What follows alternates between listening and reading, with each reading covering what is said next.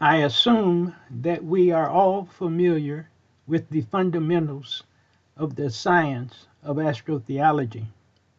So I am going to get right into a basic overview of our subject. The details are in my books.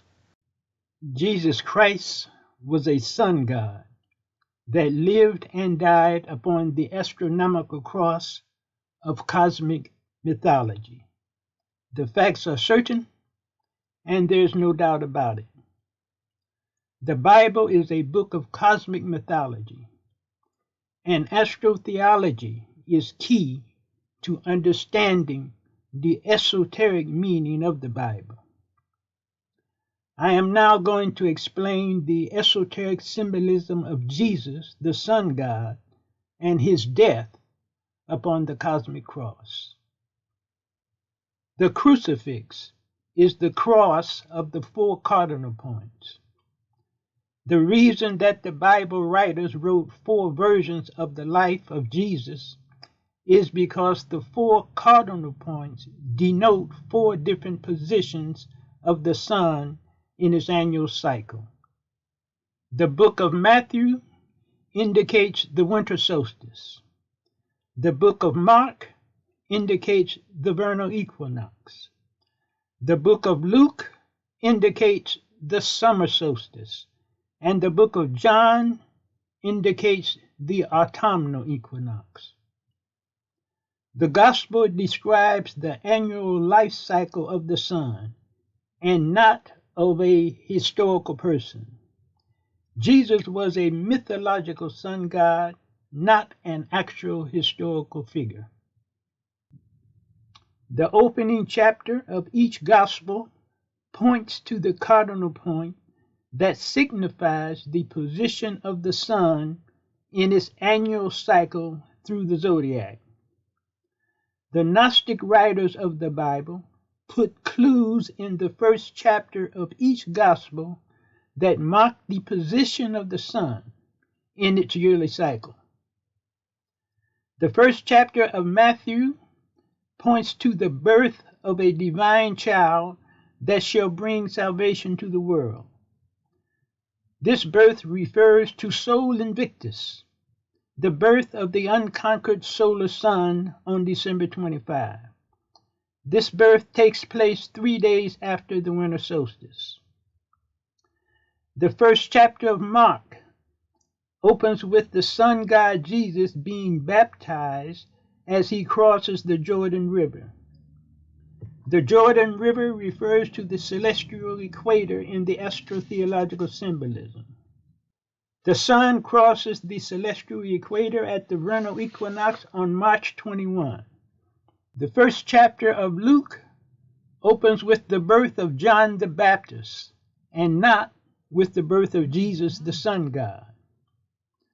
The birth date of John the Baptist is recorded as June 21. June 21 is the point where the sun crosses the summer solstice. This makes it abundantly clear that Luke symbolizes the summer solstice in the astrotheological symbolism. The first chapter of John opens with creation. The sun god Jesus is linked with creation and is identified as the Word that was with God from the beginning of time. This is a very vivid link to the symbolism. The Jews celebrate the creation of the world at the holiday of Rosh Hashanah. They teach that Rosh Hashanah is the anniversary of creation. Rosh Hashanah is celebrated with the new moon proximate to the sun crossing the autumnal equinox of September 22. There can be no doubt that the book of John symbolizes the autumnal equinox. At this time, I want to explain the cosmic symbolism of the ordeal of Christ upon the cross. I repeat, this cross refers to the four cardinal points. The crucifixion of Christ upon the cross, his death, and his resurrection are actually symbolic of the annual cycle of the solar sun. It is important to remember that in deciphering cosmic symbolism, the focus is always on the numbers. The symbolism duplicates astronomy, and astronomy is, of course, a mathematical science. The objects that the numbers refer to may at times simply fill out the storyline, but the actual numbers are the essential keys to identifying the precise astronomical coordinates. The ancient astronomers used the language of cosmic mythology as a means of transferring astronomical knowledge from generation to generation in coded form. The numbers given for the ordeal of Christ from his trial before Pilate to his crucifixion to his burial and resurrection covers 12 cycles of time. In this phase of the symbolism, these cycles are interpreted as months, not as actual hours or days. You will note that I have each of the endpoints of the cross numbered. These are the cardinal points. Of course, the zodiac circle is actually divided into 12 sections, but I am only numbering the cardinal points in order to save space and clutter. The number 0 plus 12 is the vernal equinox. That is to say, the book of Mark. The cardinal point that controls the symbolism has two numbers because it is the start and ending of the solar cycle. The number 3 is the summer solstice. The number 6 is the autumnal equinox. The number 9 is the winter solstice. You will notice also that the lower hemisphere is shaded darker than the upper region. This is because the lower region represents darkness wherein the light of the sun is reduced, that is to say, the fall and winter season of the year. The Jewish day of 24 hours starts at 6 o'clock in the evening. They divide their day into two 12-hour divisions. They count nighttime as lasting from 6 in the evening to 6 in the morning. They count daytime as lasting from 6 in the morning to 6 in the evening. The capture and trial of Jesus before the Jewish authorities was done between 6 at night and 6 in the morning. This time frame alone lets us know that this story cannot be literally true.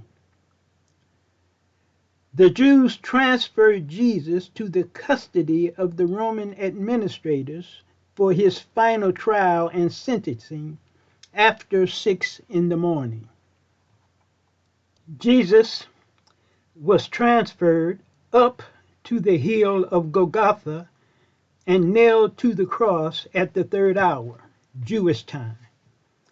That equates to 9 o'clock in the morning, which indicates the summer solstice in this phase of the symbolism. The Bible states that 2 thieves were crucified with Jesus, one on the right and one on the left. This refers to the 2 equinoctial points. The equinoxes balance the measure of light our planet receives from the sun relative to the sun's nearness to either of these points. Therefore, they were referred to as thieves in the symbolism because of their counterbalancing effect on the light we receive daily and seasonally. The Bible further states that there was darkness between the 6th and the 9th hour. In other words, the sun was blacked out for 3 hours. but no history nowhere has any record of such a miracle. Evidently, only the people on Mount Golgotha saw this happen. The truth is that this refers to the sun falling below the autumnal equinox in the 6th month into the underworld of darkness, and in the 9th month, at the winter solstice, this is where the sun died and was buried. It would be convenient to say at this point that the sun is resurrected after 3 days in the grave of the winter solstice. But that would not be in accord with the symbolism of the book of Mark, which shows the vernal equinox as the starting point for this particular solar cycle. The cycle is completed when the sun returns to its starting point. So the sun must lay in its underworld grave for 3 months, from the 9th to the 12th month, after which time, at the dawn of spring, the sun breaks through the equinox into the upper world, heralding the resurrection of the sun god under the holiday that we now call Easter.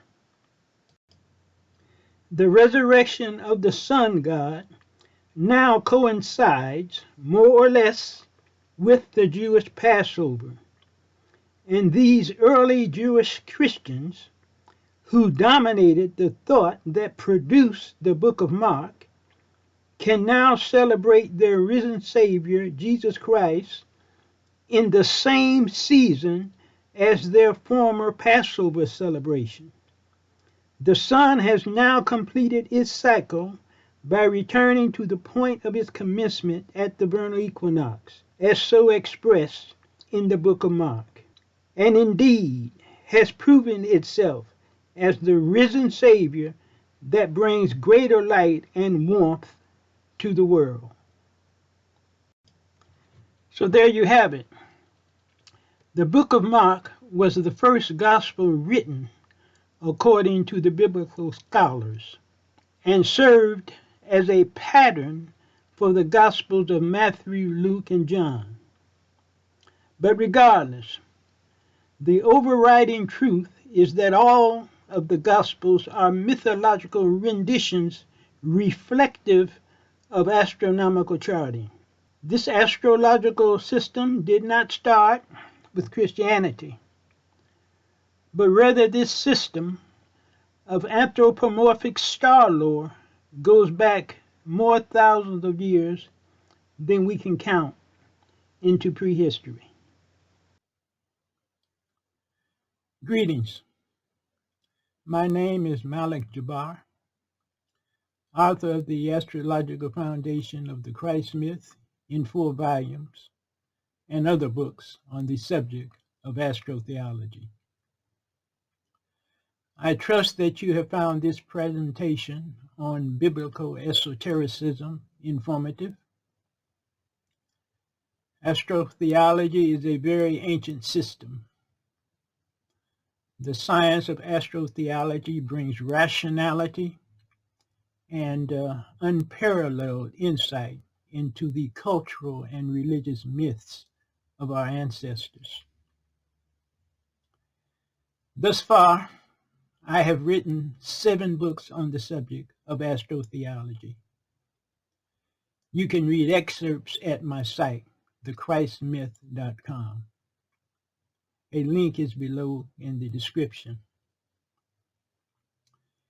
You can also purchase books through my site at a very substantial discount. We ship internationally as well as within the USA.